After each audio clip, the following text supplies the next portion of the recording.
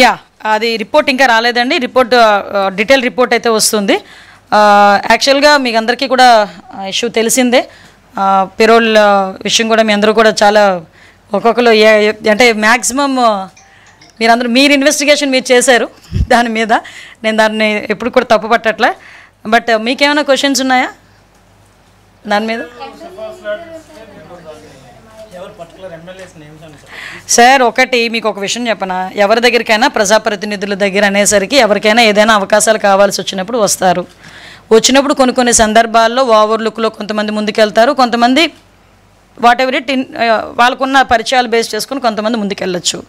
కానీ ఒకటేంటంటే ఇందులో ఎవరు ఏది జరిగినా కూడా పెరోల్ ఇచ్చిన తర్వాత వితిన్ 1 వీక్లో అతను ఒక నెటోరియస్ క్యాండిడేట్, అతనికి పెరోల్ ఇవ్వటం అనేది మంచి పద్ధతి కాదు అన్న సంగతి తెలిసిన తర్వాత ఇమీడియట్గా మేము ఆ పెరోల్ క్యాన్సిల్ చేసి మళ్ళీ తిరిగి అతన్ని జైలుకి పంపించడం జరిగింది.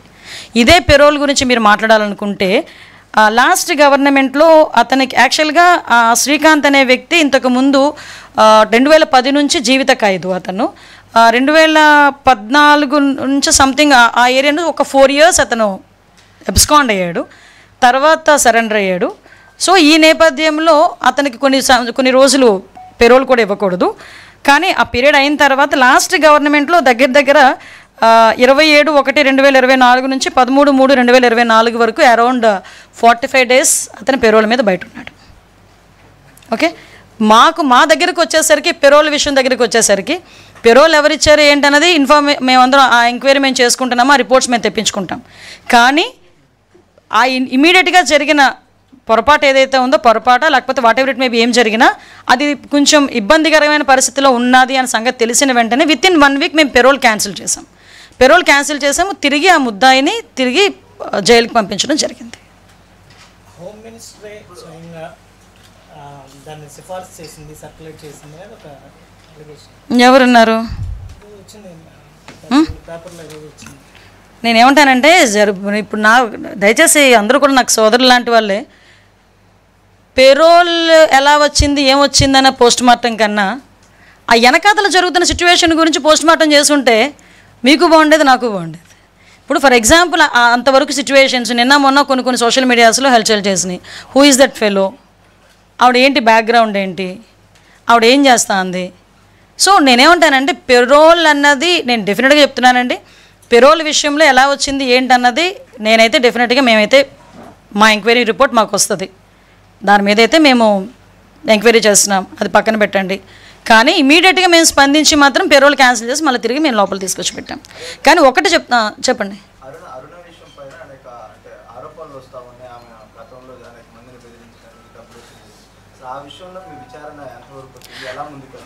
యాక్చువల్గా ఇక్కడ ఒక మాట చెప్పాలండి, కొన్ని నేను ఇందాక ఒక మాట అన్నాను, కొంతమందిని పెంచి పోషించాడు జగన్మోహన్ రెడ్డి. ఎలాంటి వాళ్ళని పెంచి పోషించాడంటే ఒక గూండాల్ని రౌడీల్ని, ఒక అసాంఘిక శక్తుల్ని, ఇలాంటి పర్సన్స్ని పెంచి పోషించాడు. ఆ పెంచి పోషించడానికి కారణంగా ఈరోజు వాళ్ళు ఏమనుకుంటున్నారంటే ఇదే అప్పుడున్న పందానే ఇప్పుడు కూడా కొనసాగుతుంది అని వాళ్ళు ఆలోచించుకుంటున్నారు. కానీ రౌడీలకి, రౌడీ గ్యాంగులకు కూడా చెప్తున్నా, అసాంఘిక శక్తులకి, రౌడీలకి, రౌడీ గ్యాంగులకి, రౌడీ షీటర్స్కి, వీళ్ళందరికీ కూడా ఒకటే చెప్తున్నా, ఇంతకుముందు గవర్నమెంట్ కాదు, మీరు ఎలా పడితే అలా డ్యాన్స్ చేస్తాము, ఎలా పడితే అలా ఉంటాము, ఇంతకు ముందులాగే మేము ఇంకా బ్లాక్మెయిల్స్ చేస్తాము, ఇంతకు ముందులాగే బెదిరిస్తాము ఆఫీసర్స్ని, ఇంతకు ముందులాగే బ్లాక్మెయిల్ చేస్తాము, మేము కట్టడిలో తెచ్చుకుంటామని చెప్పుకోవడానికి ఇంతకు ముందు గవర్నమెంట్ జగన్మోహన్ రెడ్డి గవర్నమెంట్ అనకూడదు, కానీ ఒక అవినీతి గవర్నమెంట్. అందులో మీరు పెంచి పోషించి బయటకు రావచ్చు. కానీ ఇది ఎన్డీఏ కూటమి, ఇక్కడ ఉన్నది చంద్రబాబు నాయుడు గారు ముఖ్యమంత్రిగా. ఇక్కడ ఇలాంటి ఆటలు ఎట్టి పరిస్థితుల్లోనే సాగవు. మేము క్లియర్గా చెప్తున్నాం, ఇలాంటి అసాంఘిక శక్తుల్ని ఎలాగ అణచగొట్టాలో చంద్రబాబు నాయుడు గారికి వెన్నతో పెట్టిన విద్య. ఒకనొక టైంలో ఫ్యాక్షనిస్టులని, నక్సలిజాన్ని ఎలాగ అదుపు చేశారో మీ అందరికీ కూడా తెలుసు. ఈలో పెద్ద ఇష్యూ కాదు. కానీ వీళ్ళు ఏమనుకుంటున్నారంటే తుల్లి పడుతున్నారు, మమ్మల్ని ఏం చేస్తారులే అని మాకు తిరిగి టాస్క్లు ఇచ్చే పరిస్థితుల్లో వాళ్ళు ఉన్నారు. సో అటువంటి వాళ్ళని ఎట్టి పరిస్థితులను టాలరేట్ చేసే ప్రసక్తి లేదు. ఇటువంటి అసాంఘిక శక్తులు ఎక్కడెక్కడ ఉన్నాయో కూడా మేము కూడా ఎంక్వైరీ చేసుకుంటున్నాం. ఇటువంటి వాళ్ళు ఎక్కడెక్కడ ఉన్నారో కూడా మేము కూడా ఎంక్వైరీ చేసుకుంటున్నాం. ఎంక్వైరీ నేపథ్యంలో అటువంటి వాళ్ళందరి మీద కూడా ఉక్కుపాదం మోపుతాం. ఒకటి, మాకు పీస్ఫుల్గా ఆంధ్రప్రదేశ్ ఉండాలి, ఆంధ్రప్రదేశ్ ప్రజలు ప్రశాంతంగా ఉండాలి. అది మా ఎజెండా. భరోసాగా ఇవ్వాలి. శ్రీకాంత్ పైన ఎలాంటి చర్యలు ఉండిపోతా ఉన్నాయి? ఒకటి. రెండోది, ఒక ఖైదీగా ఉండి అతను చేసిన కొన్ని వీడియోస్ మీరు బయట వచ్చి చూసారు. వాటి మీద ఎలాంటి విచారణకు ఆదేశించారు? దీనిలో ఎవరైనా అధికారులు ఉన్నారా? వాళ్ళు ఉంటే వాళ్ళపైన ఏమంటే దీని మీద క్లియర్ కట్గా ఇన్ఫర్మేషన్ అయితే తెప్పించుకుంటున్నాము. ఎంక్వైరీ అయితే వేసాము. ఎంక్వైరీ రిపోర్ట్ అయితే రెడీగా ఉంది. వాళ్ళు కూడా ఇవ్వడానికి సిద్ధపడ్డారు. విషయం ఏంటంటే, వాట్ ఎవర్ ఇట్ మేబీ, అతను హాస్పిటల్కి వెళ్తున్నప్పుడు, మన ఈ వీడియోస్ వచ్చినవి కూడా, అతను ఏదో హాస్పిటల్కి వెళ్తున్నప్పుడు ఇది యాక్సిడెంట్ జరిగింది. యాక్సిడెంట్ నేపథ్యంలో అతను ఒక హాస్పిటల్లో జాయిన్ అయ్యారు అన్నది వచ్చిన ఇన్ఫర్మేషన్. ఆ హాస్పిటల్లో ఎట్టి పరిస్థితుల్లోని ఎవరైతే ఎస్కార్ట్ ఉన్నారో ఆ ఎస్కార్ట్ అయితే పొరపాటు ఉంది. ఎవరైతే ఎస్కార్ట్ డ్యూటీ చేశారో ఆ అఫీషియల్స్ మీద కంపల్సరీగా ప్రభుత్వపరమైన చర్యలు ఉంటాయి, డెఫినెట్గా ఉంటాయి.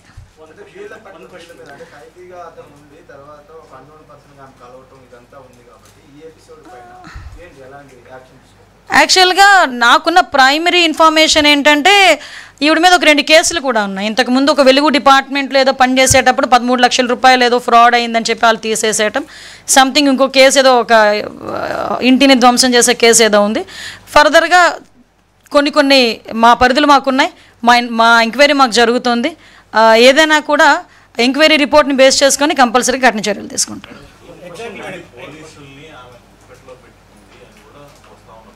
సార్, ఇందాక మీకు ఒక విషయం చెప్పాను అండి. నేనేం చెప్పానంటే, వీళ్ళు కొంతమంది కొన్ని శక్తుల కింద, ఇప్పుడు ఆవిడ one of the Disha foundation అని చెప్పి సెల్ఫ్ డిక్లేర్డ్ సెక్రటరీ షీస్, ఆవిడ డిక్లేర్ చేసుకున్న ఒక సెల్ఫ్ డిక్లేర్డ్ సెక్రటరీ దిశా ఫౌండేషన్కి అని చెప్పి. ఆ టైంలో దిశ అన్నది ఎంత పాపులర్ వర్డ్ మీ అందరికీ తెలుసు. 19 to 24 దిశ అన్నది ఎంత పాపులర్ వర్డ్ మీ అందరికీ కూడా తెలుసు. లేని చట్టాన్ని తీసుకొచ్చి చట్టం ముందని చూపించి పోలీస్ స్టేషన్లు కట్టించేసి డిఎస్పీలు పెట్టేసి రకరకాల హంగామాలు చేశారు. అదే దిశ పేరుతో ఈవిడ చేస్తున్న మోసాలు ఆ రోజు నుంచి మొదలైనవి అన్నది మాకు వచ్చిన ప్రాథమిక విచారణలో భాగంగా. దీనిలో భాగంగానే మీరు అన్నట్టు ఎంతమంది పోలీస్ ఆఫీసర్స్ ఇందులో ఇన్వాల్వ్ అయ్యి ఉన్నారు, ఎంతమందికి ఇందులో ఇన్వాల్వ్మెంట్ ఉంది, ఎవ్రీథింగ్. ఎక్కువ రోజులు అవసరం లేదు, వితిన్ 4-5 డేస్లో మాకు ఇన్ఫర్మేషన్ వస్తుంది. ఇందులోని ఎటువంటి సిచ్యువేషన్లోనైనా ఎటువంటి ఆఫీసర్నైనా మేము చర్యలు తీసుకుంటాం. అందులో బ్యాక్ స్టెప్ వేసే ప్రసక్తి లేదు.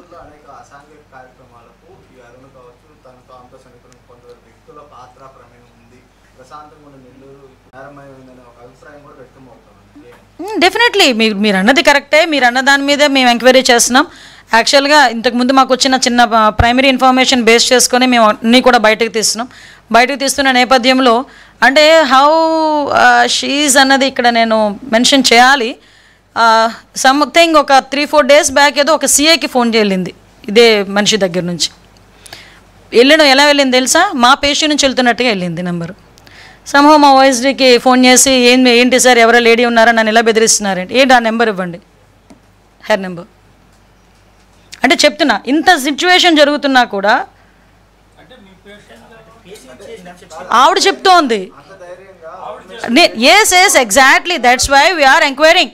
అందువల్లనే మేము చాలా డెప్త్కి వెళ్ళి ఎంక్వైరీ చేస్తున్నాం. కొన్ని సందర్భాల్లో ప్రెస్ ముందు కొన్ని మేము చెప్పలేం. మేము యాక్షన్ తీసుకునేటప్పుడు కొన్ని పరిధులు మాకు ఉంటాయి. ఆ పరిధులు దాటి మేము ఎప్పుడు యాక్షన్ తీసుకున్న తర్వాత పరిధి దాటి మేము మాట్లాడతాం.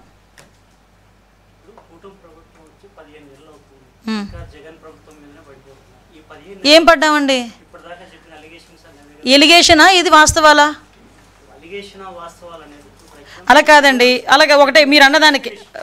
ఓకే కమాన్ ఈ పర్టిక్యులర్ పెరోల్ విషయంలో రికమెండ్ చేసింది ఎవరో మీకు తెలుసు, మీరు చెప్పడానికి మీకు ఏదో రూల్స్ అనిపిస్తున్నాయి. బట్ ఇప్పటికీ కూడా హోమ్ మినిస్ట్రీ ఒక విషయం నాకు home ministry, law and order వాళ్ళు ఇప్పటికీ కూడా ఎందుకు ప్రైవేట్ వ్యక్తుల చేతుల్లోనే ఉంటుంది? ఇంకా ఎందుకు స్ట్రీమ్ లైన్ కాలేకపోతుంది? అయిపోయిందా? పెరోల్ ఇవ్వడం తప్ప ఒకసారి చెప్పండి మీరు. పెరోల్ రాంగ్ వ్యక్తులకు ఇవ్వడం తప్ప రికమెండ్ చేసింది ఎవరు? ఎస్ కదా. వెయిట్ రాంగ్ వ్యక్తులకు ఇవ్వడం అంటే ఇప్పుడు మీ ఉద్దేశంలో శ్రీకాంత్ అనే వ్యక్తి రాంగ్ వ్యక్తి. ఎస్ కదా, అతను వెళ్ళారు కదా. మరి లాస్ట్ గవర్నమెంట్ ఎందుకు మాట్లాడితే పడతారని అంటారు కదా. ఇది is it correct or not? 27/1/24లో ఆయన 30 డేస్ పెరోల్ పెడితే ఆ పెరోల్కి ఇదే ఆఫీసర్స్, అతను చాలా వెరీ గుడ్ పర్సన్ అని చెప్పి ఇదే ఆఫీసర్స్ పెరోల్ శాంక్షన్ చేసి మళ్ళీ ఇంకొక 15 రోజులు ఎక్స్టెన్షన్ చేసుకున్నారు. మేము ఈరోజు ఆ పని చేయలే. ఎస్ వెయిట్ నన్ను కంప్లీట్ చేయనియండి. ఇందా మీరు కంప్లీట్ చేయమని అడిగారు కదా, let be complete. Yes, parole ఎలా వచ్చింది అన్నది నేను తర్వాత మా రిపోర్ట్స్లో మేము చెప్తామని చెప్పాను. ఒకటి. నెక్స్ట్ థింగ్, పెరోల్ వచ్చిన తర్వాత ఇతను ఒక నెటోరియస్ క్యాండిడేట్, పెరోల్ రాకూడదు అన్న సంగతి మా దృష్టికి వచ్చి ఇమీడియట్గా మేము విత్ ఇన్ 1 వీక్లోనే పెరోల్ క్యాన్సిల్ చేసి అతన్ని తిరిగి మళ్ళీ జైల్లో పెట్టాం. ఇలా 45 రోజులు బయట పెట్టలేదా మేము? తీసుకొచ్చి మేము పెట్టాం కదా, అది మా చిత్తశుద్ధి అని మీరు అనుకుంటున్నారు. You are stick on your word, I am stick on my word. Please, నేను జైల్స్ డిపార్ట్మెంట్తో కరెక్ట్గా 4 days బిఫోర్ నేను రివ్యూ పెట్టుకున్నా. కావలిస్తే ప్రెస్లో వచ్చింది, ఫొటోస్ ఉన్నాయి, జస్ట్ చెక్అవుట్. ఆ రోజు నాకు ఆ సూపరింటెండెంట్ నాకు చెప్పాడు, madam he is very notorious candidate, అతని పెరోల్ వచ్చింది, జస్ట్ ఒకసారి చెక్ చేసుకోవాలి, లేకపోతే మనం ఇబ్బంది పడతాం. వెంటనే నేను ఆ రోజు ఆర్డర్ ఇచ్చాను. సైమిల్టేనియస్గా ఆ రోజు వార్త వచ్చిన తర్వాత ఆ పెరోల్ అన్నది క్యాన్సిల్ అయింది. కానీ ఇంతకు ముందే జరిగింది మా జైల్స్ శాఖ డిస్కషన్. ప్లీజ్ ఒకసారి కనుక్కోండి, ఇదేమో మూసుకొని కూర్చోవాల్సిన, దాచుకొని కూర్చోవాల్సిన అవసరం ఏం లేదు కదా. మీరు ఒకటే చెప్తున్నాను, ఇప్పటికీ నేను చెప్తున్నా, స్టిక్ ఆన్ అయి ఉన్నా. Whatever your word, you are stick on thus. నేను నా వర్డ్కి నేను స్టిక్ ఆన్ అవుతున్నా. అందుకే కదా ప్రాసెస్ చేసి ఆపాము, పెరోల్ ఆపాము, పెరోల్కి ఇవ్వకూడదని చెప్పాము, అతన్ని తీసుకొచ్చి మళ్ళీ జైల్లో పెట్టాము.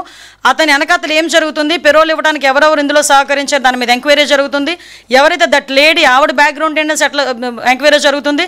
ఆవిడ వెనకాతలు ఎవరెవరిని బేస్ చేసుకొని ఆవిడ ఇంత నెట్వర్క్ చేసిందన్న దాని మీద ఎంక్వైరీ జరుగుతుంది. ఎవరిని వదిలిపెట్టే ప్రసక్తి లేదు. ఈరోజు మేము మరీ చెప్తున్నామండి, ఇలాంటి క్యాండిడేట్స్ కనుక ఎవరైనా, ఇలాంటి గ్యాంగ్ కనుక రాష్ట్రంలో ఎక్కడున్నా కూడా, ఏమండి మీకు ఒకటే చెప్తున్నా, ఇక్కడ ఉన్నది చంద్రబాబు నాయుడు గారండి ముఖ్యమంత్రిగా, అది మీరు అర్థం చేసుకోవాలి. చంద్రబాబు నాయుడు గారు పెద్ద ఫ్యాక్షనిస్టులనే ఆ రోజు వాళ్ళందరినీ కూడా కంట్రోల్ చేసిన పరిస్థితి, నక్సలిజాన్ని కంట్రోల్ చేసిన పరిస్థితి. ఈ రోజుకి కూడా గాంజా కూకట వేలతో ముందుకెళ్ళిపోతే, ఈ రోజుకి మేము ఎన్ని బాధలు పడుతున్నాం, వ్యవస్థలని నిర్వీర్యం అయిపోతే వాటిని తిరిగి సెటైట్ చేయడానికి మేము ఎన్ని బాధలు పడుతున్నాం మాకు తెలుసు. ఒక పక్క నుంచి సోషల్ మీడియాలో ఇలాంటి వాళ్ళు చేస్తున్న దుష్ప్రచారాలని తిప్పికొట్టడం ఒకవైపు, ఒక పక్క నుంచి యాంటీ సోషల్ ఎలిమెంట్స్ని కట్టడి చేయడం ఒకవైపు, ఒక పక్క నుంచి లా అండ్ ఆర్డర్ని సెటైట్ చేయడం ఒకవైపు, ఒక పక్క నుంచి డెవలప్మెంట్ ఒకవైపు, ఒక పక్క నుంచి వెల్ఫేర్, ఇవన్నీ మేము కీ రోల్స్ అన్నీ మేము ప్లే చేస్తున్నాం. అవసరమైతే దయచేసి మీరందరూ కూడా సహకరించండి, ప్రజలు సహకరించండి, మేము అది కోరుకుంటున్నాం. ఈరోజు ఒక ఎన్డీఏ కూటమి ప్రభుత్వం ఎవరిని కూడా, ముఖ్యంగా తప్పు చేసిన వాడిని వెనకేసుకొచ్చే ప్రసక్తి లేదు. అది అలా చెయ్యరు ఎన్డీఏ కూటమి. అలా చేసే పరిస్థితి, ఏ పరిస్థితులు ఎవరున్నా కూడా వాళ్ళ మీద చర్యలు తీసుకుంటాం. ఇంతకు మించి ఇంకేం కావాలి?